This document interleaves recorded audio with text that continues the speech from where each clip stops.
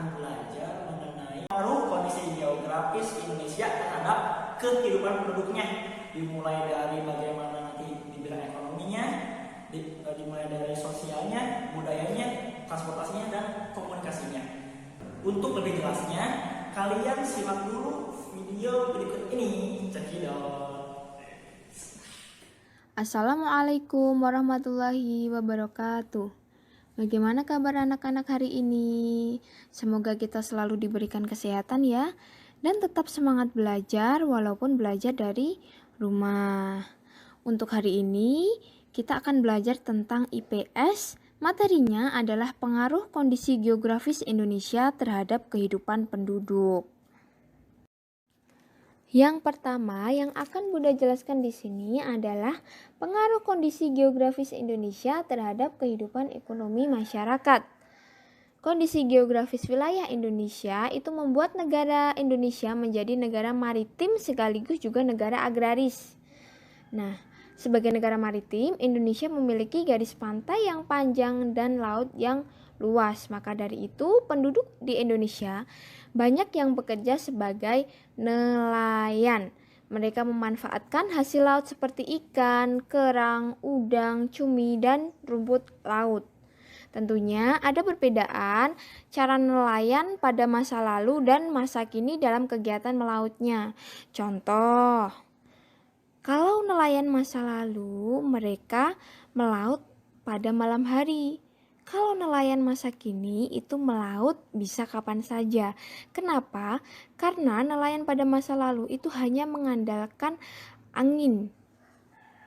Kalau nelayan masa kini itu bisa kapan saja karena mereka sudah menggunakan mesin dalam mencari ikan di laut. Nah, kalau nelayan masa lalu mereka hanya berani menangkap ikan itu di dekat pantai. Kalau nelayan masa kini itu melaut hingga ke tengah laut. Kemudian, kondisi tanah di Indonesia yang subur membuat penduduk di Indonesia banyak juga yang berprofesi menjadi seorang petani. Perkembangan dan kemajuan juga dialami oleh para petani dalam teknologi yang digunakan. Contohnya, ketika membajak, memanen, dan menanam padi. Kalau dulu membajak sawah itu menggunakan kerbau atau sapi. Kalau sekarang membajak sawah menggunakan traktor. Begitu juga ketika memanen dan menanam padi. Menanam padi itu menggunakan tangan secara manual kalau zaman dulu. Kalau sekarang menanam padi itu bisa menggunakan mesin. Dengan adanya perkembangan dalam teknologi pertanian dan pelayaran, memberi pengaruh positif dan negatif bagi kehidupan penduduk yang ada di Indonesia. Pengaruh positifnya diantara lain adalah waktu tanam menjadi lebih singkat, tentunya akan menghemat waktu dan tenaga petani. Kemudian hasil tangkapan ikan menjadi lebih banyak. Untuk pengaruh negatif diantaranya adalah membutuhkan biaya besar untuk membeli mesin tersebut. Kemudian kebocoran BBM itu juga akan mengakibatkan pencemaran laut. Yang ketiga adalah penangkapan ikan terjadi secara berlebihan. Yang kedua adalah pengaruh kondisi geografis Indonesia terhadap kehidupan sosial masyarakat Indonesia. Sebagai negara agraris, mata pencaharian utama penduduk Indonesia adalah di bidang pertanian. Tapi kini wilayah pertanian memang banyak yang berkurang karena pembangunan permukiman dan industri. Akibatnya apa? Penduduk banyak yang bekerja di bidang industri dan perdagangan. Kemudian arus urbanisasi yang tinggi juga menyebabkan berkurangnya penduduk yang bekerja di bidang pertanian. Apa itu urbanisasi? Urbanisasi adalah perpindahan penduduk dari desa ke kota. Nah, makanya wilayah perkotaan umumnya dibangun permukiman, pusat pemerintahan, serta kawasan industri. Maka dari itu, penduduknya umumnya itu bekerja sebagai pegawai, buruh pabrik, sopir, atau pedagang. Dampak positifnya adalah jumlah tenaga kerja yang tersedia itu banyak. Kemudian jenis mata pencaharian penduduk juga bermacam-macam. Dampak negatifnya adalah persebaran penduduk yang tidak merata. Kemudian kegiatan industri juga akan menyebabkan polusi udara. Kemudian yang ketiga adalah pengaruh kondisi geografis Indonesia terhadap budaya masyarakat. Kondisi wilayah Indonesia ini tentunya membawa pengaruh positif dan negatif dalam bidang budaya. Pengaruh positifnya antara lain Indonesia memiliki keberagaman suku bangsa, budaya, dan agama. Sebagai negara kepulauan, penduduk di Indonesia tinggal secara terpisah-pisah. Penduduk menjadi hidup secara berkelompok di pulau tempat tinggalnya. Nah, kelompok-kelompok penduduk ini membentuk suatu suku bangsa.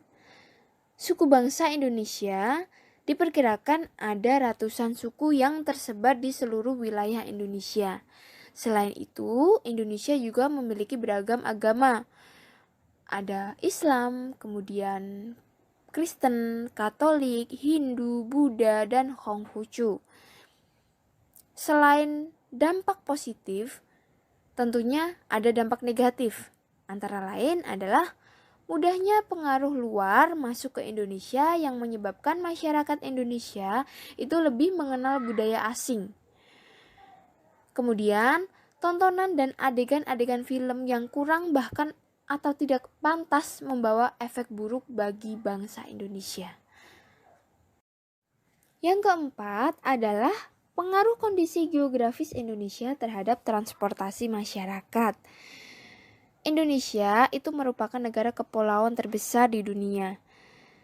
Sebagai negara kepulauan, penduduk yang ada di Indonesia tinggal di pulau-pulau yang berbeda. Nah, kondisi inilah yang membuat penduduk membutuhkan sarana transportasi.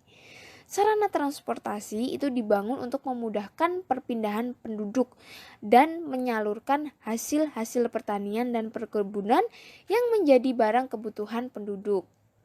Pada masa lalu, memang sarana transportasi itu belum lengkap seperti sekarang.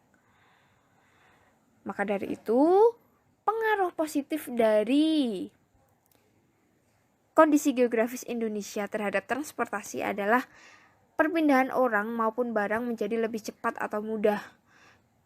Pemerataan hasil pertanian dan pembangunan dapat dilakukan ke daerah pelosok. Untuk pengaruh negatifnya adalah pembangunan jalan raya itu dapat mengurangi lahan pertanian dan perkebunan. Yang kedua, pembangunan jalan dan jembatan diikuti dengan bertambahnya penggunaan kendaraan bermotor. Yang terakhir adalah pengaruh di bidang komunikasi. Kondisi geografis wilayah Indonesia membuat penduduk kesulitan untuk berkomunikasi. Pada masa lalu, komunikasi penduduk antar pulau itu tidak bisa dilakukan secara cepat dan mudah. Namun karena perkembangan teknologi dan komunikasi dapat mengubah kondisi tersebut. Maka dari itu dampak positifnya adalah dengan telepon, kemudian SMS, video call, dan email, penduduk antar pulau itu dapat berkomunikasi kapanpun dan dari tempat manapun. Jadi komunikasi dapat dilakukan setiap saat tanpa harus bertemu secara langsung. Namun ada juga pengaruh negatifnya, yaitu maraknya penyebaran konten atau games yang tidak sesuai bagi anak-anak. Kemudian biaya komunikasi juga meningkat. Alhamdulillah, pembelajaran selesai. Nah, semoga ilmunya bermanfaat. Mohon maaf jika ada salah. Wassalamualaikum warahmatullahi wabarakatuh.